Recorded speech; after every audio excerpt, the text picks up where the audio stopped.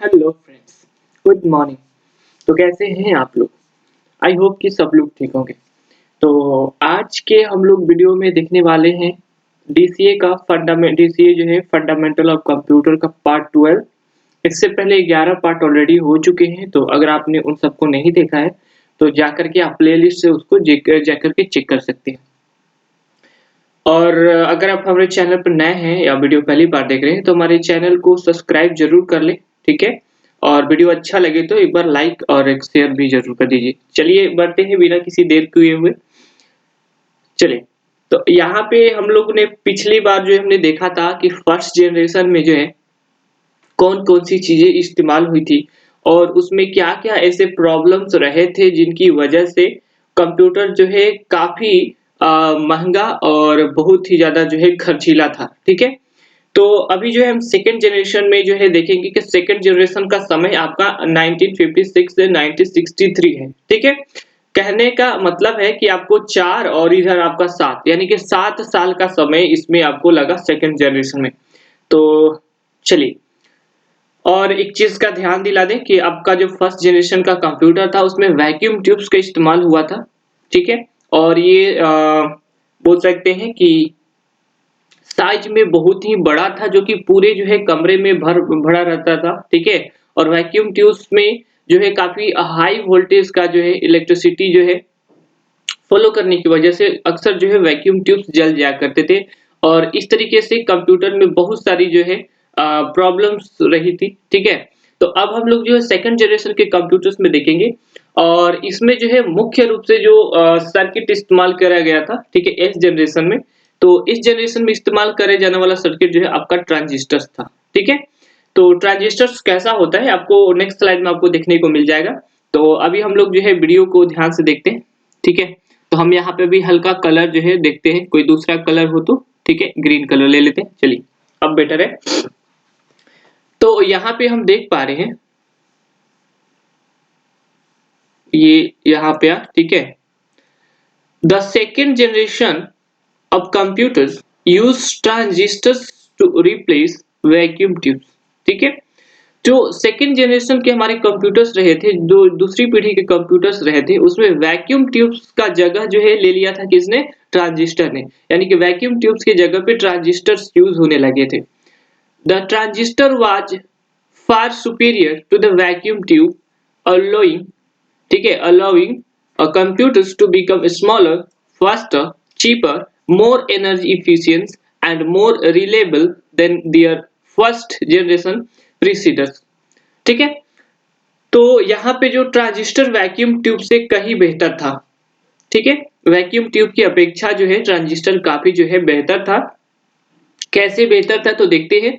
देखिए, जिससे कंप्यूटर जो है अपने पहली पीढ़ी के पूर्ववर्तियों, प्रीसीडर्स मतलब क्या होता है? पूर्ववर्तियों, यानी कि पहले में जो पूर्व में जो चीजें हुई है, ठीक है, की तुलना में छोटे थे, ठीक है, तेज थे और सस्ता, ठीक है, और अधिक जो है ऊर्जा कुशल। ऊर्जा कुशल मतलब कि ऊर्जा संरक्षण में मतलब कम एनर्जेटिक थे, कम जो है एनर्जी का इस्तेमाल करते थे और अधिक जो है विष्णुवस्तीय बन गए थे, ठीक है।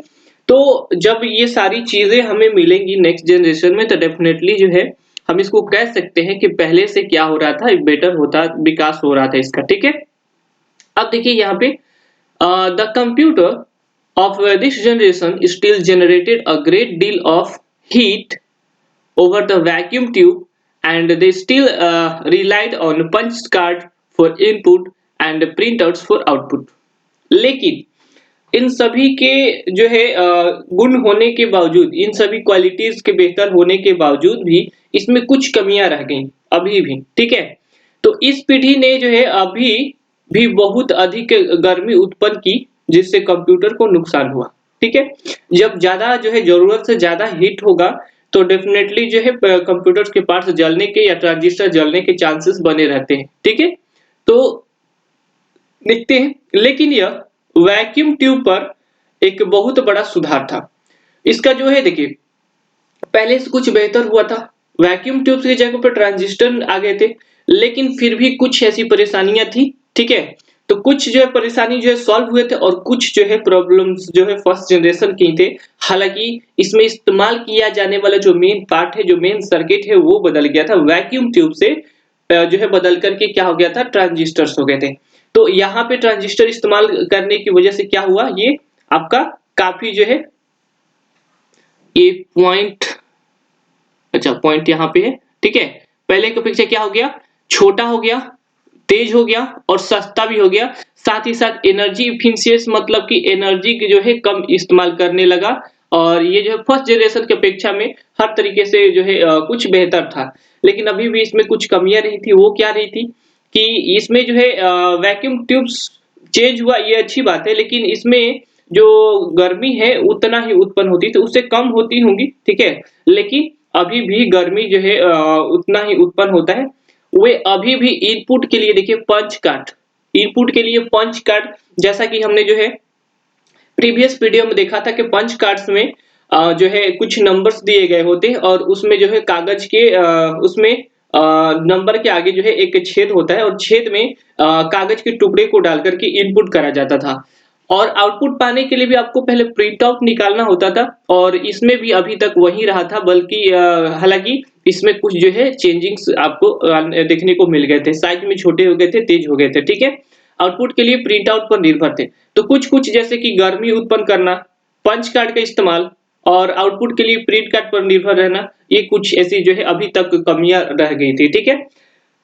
तो चलिए हम लोग जो है अगले स्लाइड पे बढ़ते हैं। तो यहाँ पे अभी देखेंगे, इसमें देखिए जो असेंबली लैंग्वेज थे, ठीक है, असेंबली लैंग्वेज जो कि स्टार्टिंग के जो है हाई लेवल के स्टार्टिंग के लैंग्वेजेस रहे थे, जैसे कि कोबोल, फोर्ट्रान वगैरह। तो इन सब का जिक्र जो है मैंने आपके जो है पार्ट 12 में इसके बारे में आपको डिस्कस करा हुआ हूँ। अगर उसको नहीं आपने देखा है तो उसको जाकर के जरूर देख लीजिए।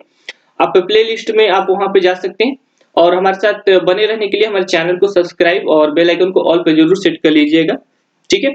देखिए assembly languages were involved during the second generation. Second generation यानी कि दूसरी पीढ़ी के दौरान जो है आपका assembly languages like Fortran, COBOL वगैरह जो है ये वहां पे अवेलेबल रही थी, उसका इस्तेमाल हुआ था उसमें, ठीक है।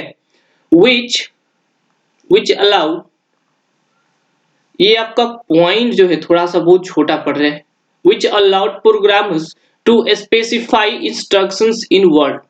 अब देखिए जो है इसमें जो है वर्ड्स को जो है स्पेसिफाई करा जा सकता था। अब इसको हम जो हिंदी थोड़ा सा देख लेते हैं, ठीक है। जो दूसरी पीढ़ी के दौरान जो है असेंबली भाषाओं को लागू किया गया, जिसने प्रोग्रामर को शब्दों में निर्देश निर्दिष्ट करने की अनुमति दी।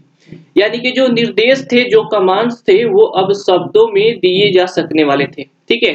दूसरी पीढ़ी के कंप्यूटर ने चुंबकीय कोर तकनीक का इस्तेमाल करा, ठीक है। अब देखिए यहाँ पे second generation computers use magnetic core technology. The first computers that store their instructions in their memory as against magnetic drum, ठीक है, of the first generation computers। तो ये मेमोरी में जो है स्टोर करने की क्षमता इसकी बढ़ गई, ठीक है। और इसको कमांड देने के लिए वर्ड्स जो है इस्तेमाल किए जाने लगे। हालांकि हमने पहली जो है पीढ़ी में हमने देखा था कि उसमें आपको इनपुट करने के लिए आपको जो है फिजिकल डेटा यानी कि पंच कार्ड में आपको कुछ निशान डाल करके उसको इनपुट करना जाता था और रिजल्ट देखने के लिए भी आपको प्रिंट आउट करने के बाद ही रिजल्ट देख सकते थे। बिना प्रक्रिया पूरी हुए आप फाइनल रिजल्ट पर नहीं जा सकते थे, ठीक है। और यहाँ पे आप लोग देख पा रहे हो ये ट्रांजिस्टर्स जिसको बोलते हैं, ठीक है, ये ट्रांजिस्टर्स हैं और ये जो है अत्यधिक मात्रा में इसमें इस्तेमाल किए गए थे। हालांकि ये जो है अलग-अलग जो है पार्ट्स में इस्तेमाल करे गए थे, ठीक है। जो पहला कंप्यूटर जो पहले देखिए पहला कंप्यूटर जो पहली पीढ़ी के कंप्यूटर के चुंबकीय ड्रम के मुकाबले, अगर चुंबकीय ड्रम आपने नहीं देखा तो आप जो है फर्स्ट वाले वीडियो में यानी कि 2 पार्ट 12 में आप देख सकते हैं। वहां पे आपको जो है यहाँ पे बताया गया है चुंबकीय ड्रम किस तरीके से होता है। तो ये एक्चुअल में एक आपको बेलन का आकृति का मिलेगा, ठीक है, इस तरीके से। और इसमें मैग्नेटिक इसी को बोलते हैं ड्रम। और इसमें जो है स्टोर करने के लिए डेटा को यही इस्तेमाल करता था वैक्यूम ट्यूब्स वाले, ठीक है, पीढ़ी में, ठीक है। तो अब यहाँ पे क्या इस्तेमाल होने लगा, मेमोरी के मुकाबले अपने निर्देशों को उनकी स्मृति में संग्रह करता था। ठीक है, अब देखिए हम लोग नेक्स्ट स्लाइड पर बढ़ेंगे। यहाँ पे देख पा रहे हैं कि जो नेक्स्ट स्लाइड है वो हमारा थर्ड जनरेशन का है, और थर्ड जनरेशन का जो समय है वो समय आपका जो है 1964 से 1971 यानी कि 1964 से लेकर 1964 से लेकर 1971 के बीच माना जाता है। और इसमें जो है मेन पार्ट था, ठीक है, आखिर किस पार्ट के आधार पे जो है हम लोग इसको डिवाइड कर पा रहे हैं कि जनरेशन कब कैसे चेंज हुआ। तो फर्स्ट में हमने देखा कि वैक्यूम ट्यूब्स इस्तेमाल हुए, ठीक है। सेकेंड जनरेशन में देखा कि वैक्यूम ट्यूब्स की जगह जो है ट्रांजिस्टर ने ले लिया। अब यहाँ पे थर्ड जनरेशन में देखेंगे ट्रांजिस्टर का जगह जो है इंटीग्रेटेड सर्किट ने ले लिया, ठीक है। इंटीग्रेटेड सर्किट क्या होता है, जिसको आईसी बोलते हैं, शॉर्ट में क्या बोलते हैं, आईसी, ठीक है। अब देखिए यहाँ पे the integrated circuit development was the hallmark of the third generation of computers, ठीक है। ये जो है इंटीग्रेटेड सर्किट जो था, जिसको शॉर्ट में आईसी बोलते हैं, डेवलपमेंट जो है तीसरी पीढ़ी के कंप्यूटरों की पहचान थी।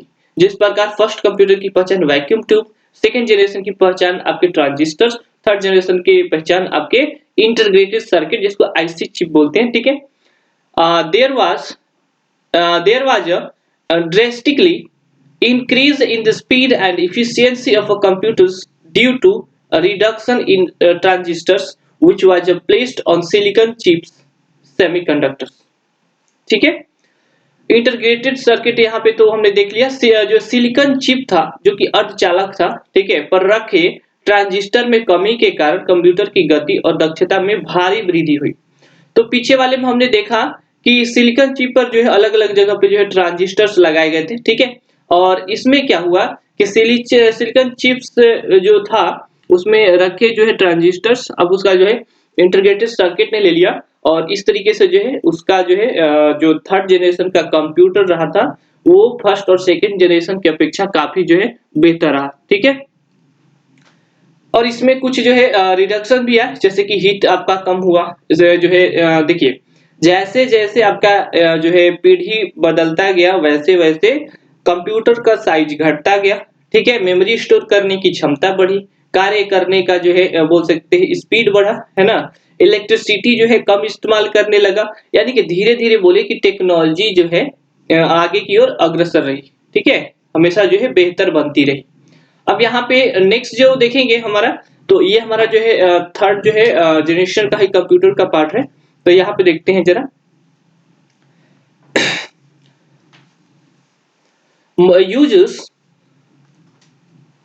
users interacted with the third generation computers through a keyboard, ठीक है। इसमें जो है खास उपलब्धि क्या रही थी थर्ड वाले जनरेशन में, कि अब जो है इनपुट देने के लिए आपको जो है कीबोर्ड का इस्तेमाल इसमें किया जाने लग गया, ठीक है। And monitors as against punch card and print outs, ठीक है। यहाँ पे क्या हो गया, और यहाँ पे देखिए इंटर के लिए यानी कि इनपुट के लिए थर्ड जनरेशन में आपको कीबोर्ड इस्तेमाल होने लग गया, ठीक है। और आउटपुट के लिए आपको मॉनिटर्स इस्तेमाल होने लग गया, यानी कि आपको रिजल्ट देखने के लिए आपको आउटपुट यानी प्रिंट आउट करने की आवश्यकता नहीं थी। हालांकि आपने पिछले वाले दोनों जो है पीढ़ियों में देखा, उसमें आपको पंच कार्ड्स इस्तेमाल हुए थे इनपुट करने के लिए, और रिजल्ट देखने के लिए हमें जो है आउटपुट्स करने पड़ रहे थे, ठीक है। ठीक है, तो इसके जो वो अगेंस्ट जो है कीबोर्ड और मॉनिटर इस्तेमाल होने लग गया, तो ये बहुत बड़ी उपलब्धि रही थी। These were interfaced with an operating system, ठीक है। These were interfaced with an operating system, और ये जो है ऑपरेटिंग सिस्टम के माध्यम से जो है ये के साथ जो है जुड़ गया, ठीक है। इसके बाद देखिए which allowed the device to run multi-process concurrently at one time with a central program that monitor the memory, ठीक है। तो ये क्या हुआ कि एक ऑपरेटिंग सिस्टम के बेस पर ये वर्क करने लग गया, और ये जो है एक समय में अलग अलग कार्य जो है मल्टी प्रोसेस जो है कंकरेंटली एट वन टाइम, मतलब एक साथ जो है अलग अलग टास्क करने में सक्षम हो गया, ठीक है। जो इसका सेंट्रल जो प्रोग्राम था, ठीक है, प्रोग्राम ऐसा किया गया था जो कि जो कंप्यूटर का जो मेमोरी है उसको भी मॉनिटर करता था, ठीक है। computers for the first time computers for the first time because accessible to many because they were smaller and cheaper than their predecessors. पहले की अपेक्षा क्या हो गए ये काफी जो है छोटे हो गए और सस्ते भी, ठीक है, और ये एक्सेसिबल करने के लायक भी हो गया, ठीक है। अब देखते हैं इसको। उपयोगकर्ताओं ने पंच कार्ड और प्रिंट आउट के मुकाबले जो है के मुकाबले बोल सकते हैं या के बदले कीबोर्ड और मॉनिटर के माध्यम से तीसरी पीढ़ी में कंप्यूटर के साथ बातचीत की, यानी कि जो कम्युनिकेशन करने का साधन था वो कीबोर्ड और मॉनिटर हो चुका था। इन्हें एक ऑपरेटिंग सिस्टम के साथ जोड़ा गया। ऑपरेटिंग सिस्टम को शॉर्ट में ओएस बोलते हैं, ठीक है, जिसने डिवाइस को एक समय में एक केंद्रीय प्रोग्राम के साथ बहु प्रक्रिया को चलाने की इजाजत दी, ठीक है। एक केंद्रीय प्रोग्राम यानी कि सेंट्रल जो है प्रोग्राम के साथ-साथ इसमें कई सारे कार्य एक साथ किए जा सकते हैं, ठीक है। हालांकि पीछे वाले कंप्यूटर आपने देखा कि किसी भी एक कार्य को एक ही समय में किया जा सकता था, ठीक है, यानी एक समय में एक कार्य किया जा सकता था।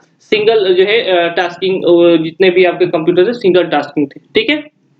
लेकिन अब जो है ऑपरेटिंग सिस्टम के साथ-साथ ये जो है मल्टीटास्किंग भी हो गए थे और इसमें एक ऐसा प्रोग्राम किया गया था जो कि कंप्यूटर्स पर निगरानी जो स्मृति की निगरानी करता था, ठीक है। कंप्यूटर पहली बार बहुतों के लिए सुलभ हो गए। जैसा कि हमने बोला कि फर्स्ट जनरेशन और सेकंड जनरेशन में बहुत सारी खामियां होने के बावजूद वो काफी महंगे और बहुत ही ज्यादा खर्चीले थे, ठीक है। लेकिन जो हमारा थर्ड जनरेशन का जो कंप्यूटर आ गया, यहाँ पे कंप्यूटर पहले कंप्यूटर्स के मुताबिक जो है काफी बेहतर भी हो गए और काफी सस्ते भी हो गए, ठीक है, क्योंकि वे अपने पूर्ववर्तियों की तुलना में छोटे और सस्ते थे, ठीक है। तो हर किसी के लिए जो है ये एक्सेसिबल हो गया कि एक्सेस उसको कर सकता है, ठीक है। चलिए नेक्स्ट स्लाइड पे बढ़ते हैं। तो नेक्स्ट स्लाइड में आप लोग देख पा रहे हो कि फोर्थ जनरेशन के जो कंप्यूटर्स थे वो हमारा 1971 से प्रेजेंट तक जो है माना जा रहा है। प्रेजेंट मतलब कि अभी फिलहाल तक 1971 से वर्तमान समय तक ये इसको माना जा रहा है कि वर्तमान समय में आप जो भी आप कंप्यूटर डिवाइसेस देखेंगे उसमें आपको जो है माइक्रो प्रोसेसर देखने को मिलेगा और ये भी एक सिलिकॉन चिप पर जो है बहुत सारे जो है बोल सकते हैं कि आईसी चिप्स एक साथ जो है लगाए गए होते हैं, ठीक है। तो आप यहाँ पे माइक्रो प्रोसेसर के कुछ एग्जांपल्स देख पा रहे हैं, ठीक है। यहाँ पे ये जो चिप्स लगा हुआ है जिसमें आपको बहुत सारे जो है आईसी चिप्स एक साथ जुड़े हुए हैं और यहाँ पे भी आप देख पा रहे हैं जो फिंगर से आपको यहाँ पे लगाते हुए दिख रहा है यहाँ पे इसमें, ठीक है। और ये भी आपका अब देखिए यहाँ पे क्या हुआ, क्या बदलाव हुआ मेन तरीके से। फर्स्ट में वैक्यूम, सेकंड में ट्रांजिस्टर, थर्ड में आईसी और फोर्थ जनरेशन में क्या हो गया आपका माइक्रो प्रोसेसर्स जो है इस्तेमाल होने लग गया। The fourth generation of computers brought micro process, ठीक है, चौथी पीढ़ी के जनरेशन जो है जनरेशन के जो कंप्यूटर है माइक्रो प्रोसेसर लाए, ठीक है, लाए या फिर जो है बाकी जो है जो मेन सर्किट्स थे उनके जगह पे इस मेनली जो है माइक्रो प्रोसेसर्स इस्तेमाल किया जाने लग गया, ठीक है। which makes it possible to build thousands of integrated circuit onto a single silicon chip, ठीक है। और जैसे ही माइक्रो प्रोसेसर जो इस्तेमाल किया जाने लगा ये पॉसिबल हो गया कि हजारों जो है आईसी चिप्स को एक सिंगल सिलिकॉन चिप पर जो है बोल सकते हैं संयोजित करके रखा जा सकता था, उसको बोल सकते हैं कि ऐड कर किया गया था, ठीक है। What if the first generation filled an entire room could now fit in the palm of the hand? कहने का मतलब कि जो आपका व्हाट, ठीक है, तो क्या हुआ अगर फर्स्ट जनरेशन का कंप्यूटर जो फर्स्ट जनरेशन जो था वो पूरे रूम में भरता था, ठीक है, पूरे रूम में भर जाता था, मगर जो आपके जो फोर्थ जनरेशन के कंप्यूटर थे वो आपके हाथ की जो है हथेली में आ जाया करता था, फिट हो जाता था आपको पूरी तरह से, ठीक है। The Intel 4004 chips, the Intel देखिए यहाँ पे एक साथ एक इंटीग्रेटेड सर्किट पे 4004 जो है आपके आईसी चिप्स जो है यहाँ पे इंटीग्रेट करे गए थे। डेवलप्ड इन 1971, ठीक है, 1971 में पहली बार जो है इसको करा गया।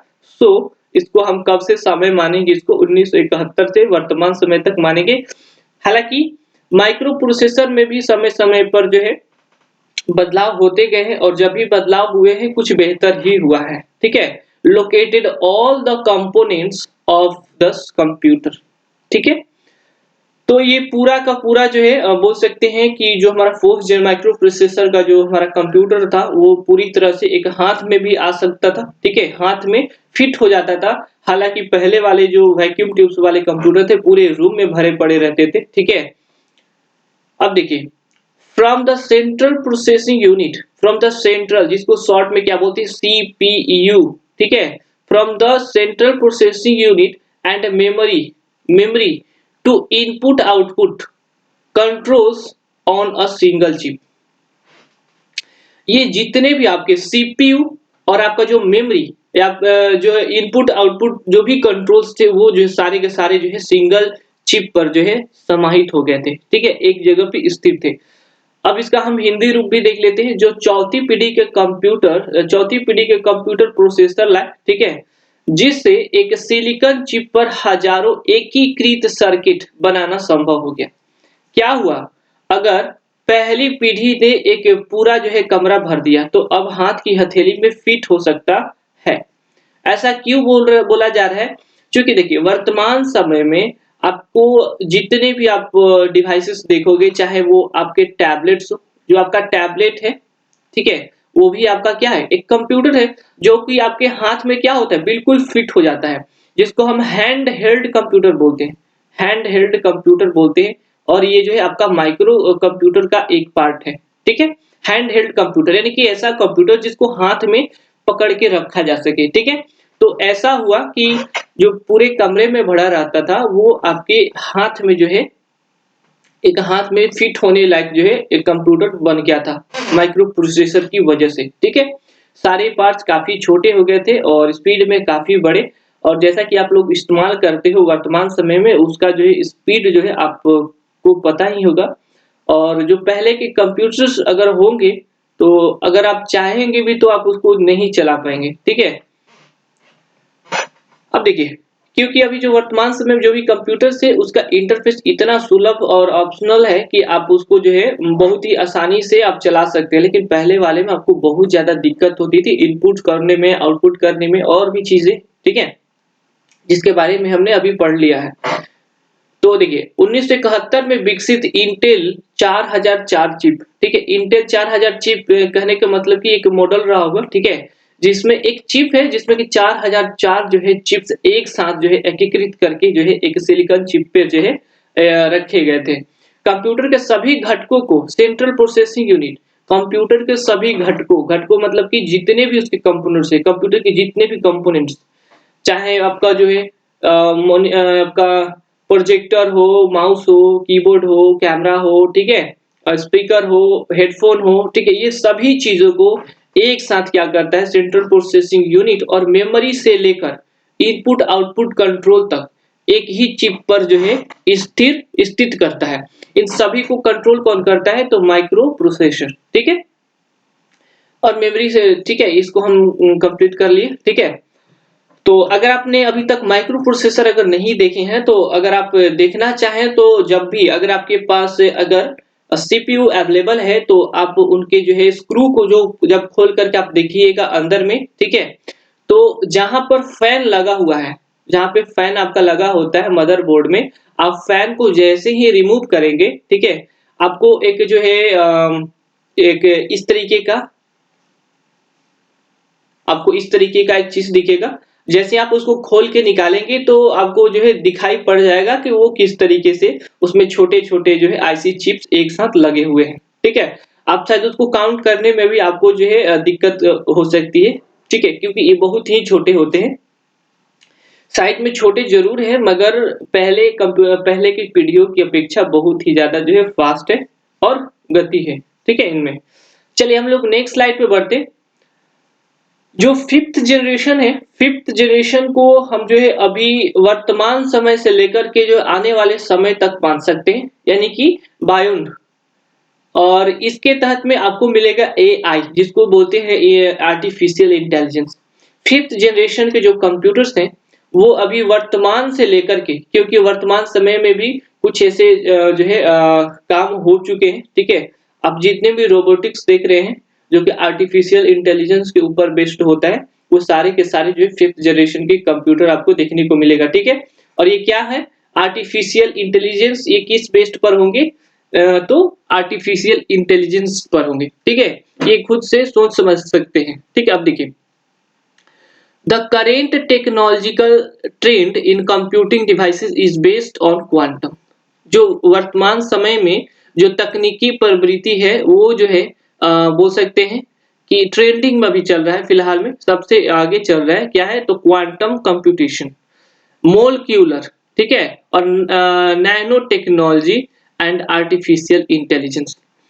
क्वांटम कंप्यूटेशन, ठीक है, molecular, nanotechnology and artificial intelligence, ये जितने भी हैं अभी वर्तमान में आपको टेक्नोलॉजी में, करेंट टेक्नोलॉजी जो है कंप्यूटिंग डिवाइसेस में, ये सारे के सारे जो है अभी काफी अग्रसर हैं। तो हो सकता है कि आने वाले समय में ये आपको जो है हर जगह देखने को मिले, ठीक है। Which are still in development, which are still in development, ये सभी जो है थोड़ा बहुत इन सब का इजाद हो गया है और इसमें अभी डेवलपमेंट बाकी है, ठीक है। इसमें सुधार की प्रक्रिया अभी जारी है, सुधार चल रही है। दो there are some applications such as a voice recognition, such as a voice recognition that are already being used today, ठीक है। तो वॉइस रिकॉग्निशन के बारे में अगर आप नहीं जानते हो तो आप जब इनपुट डिवाइसेस का जब क्लास चल रहा था तब वहां पे आप जाके देख सकते हो। वॉइस रिकॉग्निशन एक्चुअली होता क्या है, तो वॉइस रिकॉग्निशन एक्चुअली भी एक जो है हार्डवेयर डिवाइस है जिसका इस्तेमाल किसी भी व्यक्ति द्वारा बोले गए जो है बोले गए आवाज को, वॉइस को जो है उसको कन्वर्ट करता है वर्डों में और उन वर्डों को इंटरनेट के माध्यम से आपके लिए जो है सही आंसर जो है ढूंढ के बताता है। वॉइस रिकॉग्निशन एक तरीके से बोल सकते हो ये आपका जैसे गूगल असिस्टेंट वर्क करता है आपके फोन के लिए, ठीक है। जिस प्रकार से गूगल असिस्टेंट है, आई होप कि आप सब गूगल असिस्टेंट से जो है परिचित होंगे। अगर नहीं है तो इसके बारे में जो है एक अलग से वीडियो बना दूंगा, ठीक है, ये किस तरीके से वर्क करता है, ठीक है। तो ये जो है आपका एक असिस्टेंट की ही तरह है, आप इससे जो सवाल पूछोगे उसका जवाब ये आपको देगा, जहां तक इसको जो है पॉसिबल है ये आपको जवाब देने की कोशिश करेगा। और ये वर्तमान समय में काफी ट्रेंडिंग में भी चल रहा है, ठीक है। वर्तमान समय में हम और आप भी यूज करते हैं इसको। कंप्यूटिंग उपकरणों में वर्तमान तकनीकी प्रवृत्ति क्वांटम गणना, ठीक है, आणविक, नैनो प्रौद्योगिकी और कृत्रिम बुद्धि यानी आर्टिफिशियल इंटेलिजेंस पर आधारित है, जो अभी भी विकासशील है, विकास में है, मतलब कि विकासशील है। हालांकि कुछ अनुप्रयोग हैं जैसे कि आवाज पहचान मशीन, ये क्या है, हमारा 5th जनरेशन का ही एक बोल सकते हैं कि एक खूबी है और आगे में भी ऐसे ही होंगे। आर्टिफिशियल इंटेलिजेंस जो होंगी जिन रोबोट्स में या फिर इसके बेस्ड पर जो मशीनें बनेंगी या कंप्यूटर बनेंगे वो आपके वॉइस को अच्छी तरह से जान पहचान सकते हैं। आप किसी भी भाषा में बोले, ठीक है, वो उसको रिकॉग्नाइज करेगा और आपके ही जो है लैंग्वेजेस में आपको जवाब देने की कोशिश करेगा, उसके पास जो भी डेटा जो है स्टोर किया गया है उस डेटा में से, ठीक है, जो आज पहले से ही उपयोग किए जा रहे हैं, ठीक है। तो आई होप कि जो है ये वीडियो आपको देकर के कुछ कुछ जो है अच्छे से समझ में आ गया होगा, ठीक है। यहाँ पे देखेंगे आर्टिफिशियल इंटेलिजेंस, देखिए जो artificial intelligence, quantum computation and molecular and nano technology will change the view and function of computers in year to come. आने वाले कुछ वर्षों में कंप्यूटर्स में ये जो है खूबियां जरूर आ जाएंगी, ठीक है, कि ये सारे जो है एक नया जो है बोल सकते हैं कि नया व्यू देंगी, ठीक है। नया व्यू यानी कि जो है आपका दृष्टिकोण या फिर आपके कार्य करने की शक्ति को बहुत ही ज्यादा बढ़ा देंगी, जिसमें कि आपका क्या है artificial intelligence, quantum computation, molecular and nanotechnology will change the view, कहने का मतलब कि आपके देखने का नजरिया बदल देंगी, ठीक है। And function of computers in year to come. आने वाले समयों में ये काफी कुछ आपको देखने को मिलेगा, ठीक है। Developing computing devices that responds to natural languages input and are capable of learning and self organization। और ये क्या करेंगी आने वाले जो है समय में जो है कंप्यूटर किस तरीके से डेवलप करा जाएगा कंप्यूटर डिवाइस को, जो कि नेचुरल भाषा को, ठीक है, प्रकृत भाषा को भी इनपुट के माध्यम जो है इनपुट कर सकेंगी, समझ सकेंगी एंड कैपेबल ऑफ लर्निंग, ठीक है, और इसमें एबल हो जाएंगी, कैपेबल मतलब के सीखने योग्य हो जाएंगी, ठीक है, और सेल्फ ऑर्गेनाइजेशन यानी कि आत्म संगठन में भी सक्षम हो सकेंगी, ठीक है। खुद से भी डिसीजन लेने की जो है इसमें क्षमता विकसित किए जाने की जो है प्रयास किया जा रहा है। आने वाले वर्षों में artificial intelligence, quantum computation, molecular और नैनो टेक्नोलॉजी कंप्यूटर के दृष्टिकोण और कार्य को बदल देगी, ठीक है। ऐसे कंप्यूटिंग उपकरणों का विकास करना जो प्राकृतिक भाषा इनपुट पर प्रतिक्रिया करते हैं और सीखने और आत्म संगठन में सक्षम है। तो अगर आप चाहे तो इसको आप नोट डाउन भी कर सकते हैं और हमारे साथ बने रहना चाहते हैं और पूरे कोर्स का जो है आनंद लेना चाहते हैं तो हमारे चैनल को सब्सक्राइब जरूर कर लीजिए, ठीक है। चलिए नेक्स्ट स्लाइड पे बढ़ते हैं।